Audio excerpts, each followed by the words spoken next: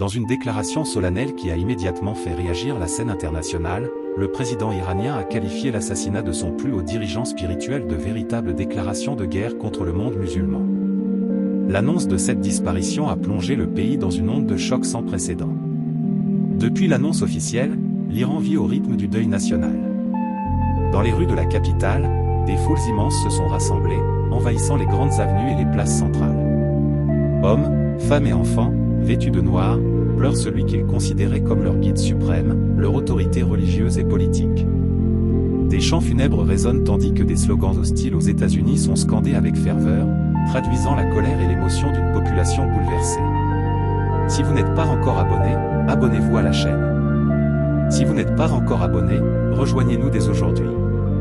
Figure conservatrice influente, le dirigeant disparu incarnait le pouvoir suprême depuis la fin des années 1980, période à laquelle il avait pris la succession de son prédécesseur à la tête de la République islamique. Pendant des décennies, il a façonné l'orientation politique et idéologique du pays, devenant l'une des personnalités les plus puissantes et les plus controversées du Moyen-Orient. Au lendemain de l'annonce, plusieurs mouvements politiques et organisations de la région ont réagi. Certains groupes ont rendu hommage au leader défunt, dénonçant une attaque qu'ils attribuent à une coalition étrangère. Ces déclarations ont intensifié les tensions déjà vives dans la région, alimentant les craintes d'une escalade diplomatique et militaire. Dans plusieurs pays, la colère populaire s'est transformée en manifestation. Des rassemblements pro-iraniens ont éclaté, notamment devant des représentations diplomatiques occidentales. Dans certaines villes, la situation a dégénéré, des manifestants ont tenté de franchir les barrières de sécurité de bâtiments consulaires, provoquant des affrontements avec les forces de l'ordre. Des incidents violents ont également été signalés près de zones hautement sécurisées abritant des ambassades étrangères, faisant des victimes et accentuant la tension internationale. Les analystes redoutent désormais que cet événement ne marque un tournant majeur dans l'équilibre géopolitique régional. Beaucoup craignent que la disparition brutale de cette figure centrale ne déclenche une spirale de représailles, susceptible d'embraser plusieurs pays déjà fragilisés par des rivalités historiques. Pendant ce temps, en Iran, les cérémonies d'hommage se poursuivent. Les autorités ont promis une réponse à la hauteur de ce qu'elles qualifient d'acte hostile. Les dirigeants politiques appellent à l'unité nationale, tandis que la population reste suspendue aux annonces officielles, consciente que les décisions prises dans les prochains jours pourraient redéfinir l'avenir du pays et de toute la région. Ainsi, entre deuil collectif, colère populaire et tensions diplomatiques, la situation demeure incertaine.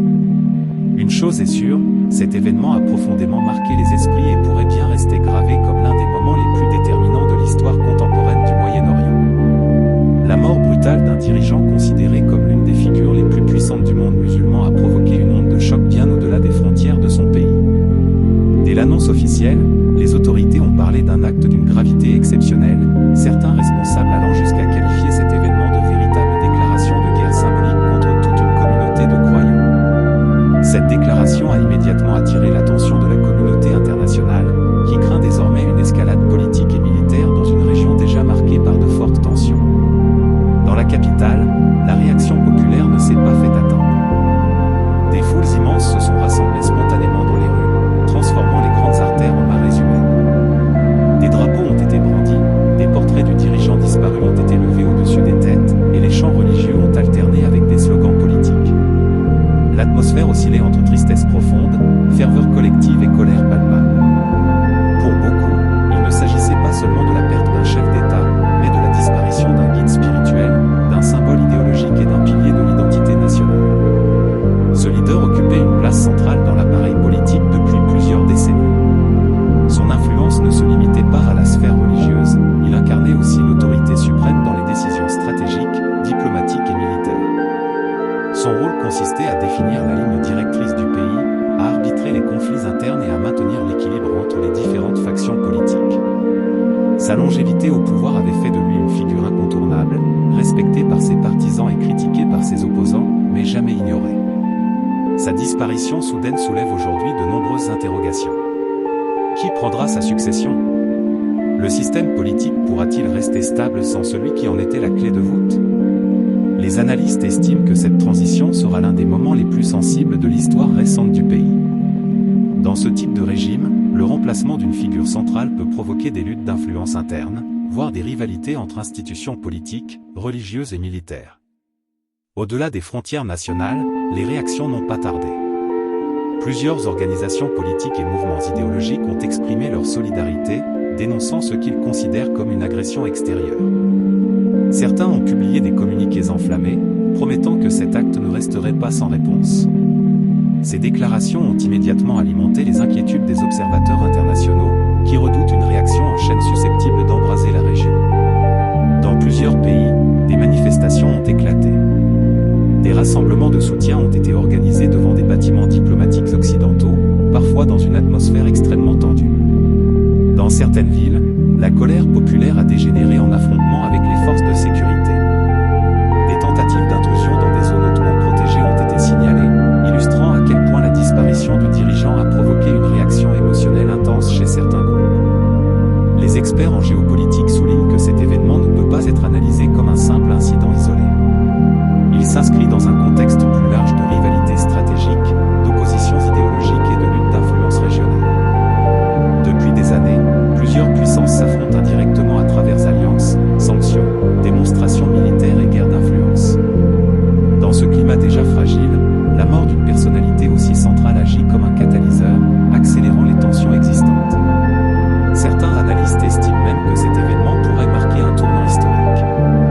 Selon eux, la disparition d'un leader charismatique peut provoquer deux scénarios opposés, soit un affaiblissement du système qu'il dirigeait, soit au contraire un resserrement du pouvoir autour d'une ligne plus dure. Dans le premier cas, l'instabilité interne pourrait ouvrir la voie à des réformes ou à des contestations.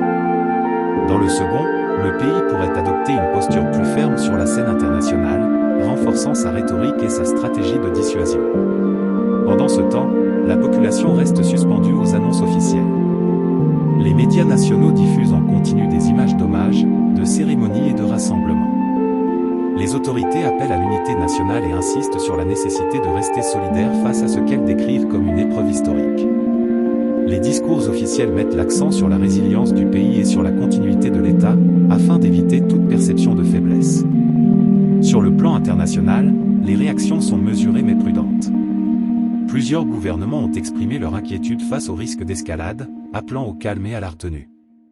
Les organisations diplomatiques suivent la situation de près, conscientes qu'un enchaînement de représailles pourrait avoir des conséquences bien au-delà de la région concernée. Les marchés, les alliances militaires et même l'équilibre énergétique mondial pourraient être affectés si la crise venait à s'intensifier. Ainsi, ce drame dépasse largement le cadre d'un événement national.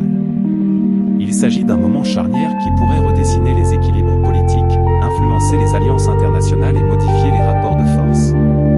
Entre émotions populaires, calculs stratégiques et rivalité géopolitique, la situation reste incertaine et évolutive.